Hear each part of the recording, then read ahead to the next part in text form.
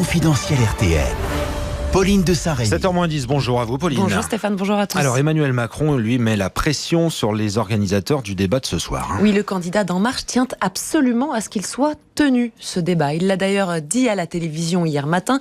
Je ne serai pas dans l'invective, pas dans le raccourci, pas dans l'insulte. Madame Le Pen, elle, n'est que là-dessus. Une pression qui explique aussi ce off dévoilé hier par BFM TV aux grandes dames de l'équipe du candidat. La chaîne d'info affirmait qu'Emmanuel Macron allait jusqu'à menacer en privé de quitter le plateau s'il devait servir de punching ball, je cite, à Marine Le Pen pendant une demi-heure. Alors face au buzz suscité par la petite phrase sur les réseaux sociaux et à la réponse de Marine Le Pen, qui a ironisé en déclarant qu'elle ne s'opposerait pas à ce que François Hollande vienne tenir la main, je cite, de son contradicteur pendant le débat, la déclaration a été contredite ou en tout cas nuancée par l'équipe du candidat qui affirme que ses propos ont été mal retranscrits. Il aurait pourtant tenu les mêmes en substance devant les journalistes d'une autre rédaction un petit peu plus tôt, le plus sérieusement du monde selon l'un d'entre eux.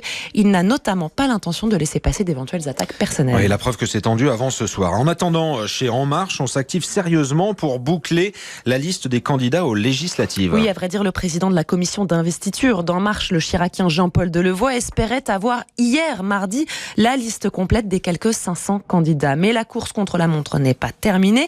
Dans l'après-midi, il devait encore réunir son équipe pour trancher quelques cas. Le conseil d'administration d'En Marche, c'est le terme, devrait toutefois bien se réunir avant la fin de la semaine, selon lui. C'est en tout cas son souhait, en présence d'Emmanuel Macron, puisque c'est la procédure à En Marche pour valider définitivement l'ensemble des candidatures du mouvement. Oui, parce qu'Emmanuel Macron, il suit tout le moindre cas. Environ 450 candidatures auraient déjà été décidées. Un travail colossal, un process industriel, à en croire Jean-Paul Delevoye, qui rappelle que 15 000 candidatures ont été envoyées au mouvement à la base. Alors, quand ces investitures seront-elles rendues publiques? Elles sont évidemment très attendues, surtout chez les Républicains et au Parti Socialiste. C'est le conseil d'administration qui a la main sur le calendrier politique, répond Delevoye.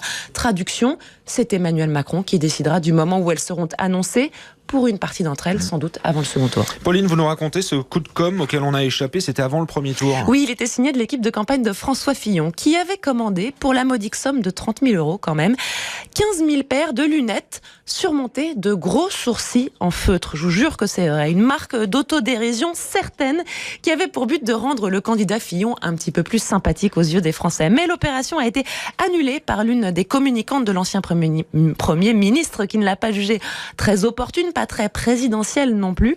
C'est vraiment dommage parce que les lunettes en question auraient été distribuées par des militants flanqués de t-shirts « Je ne sourcille pas, je vote Fillon ». Je vous jure que c'est vrai là aussi.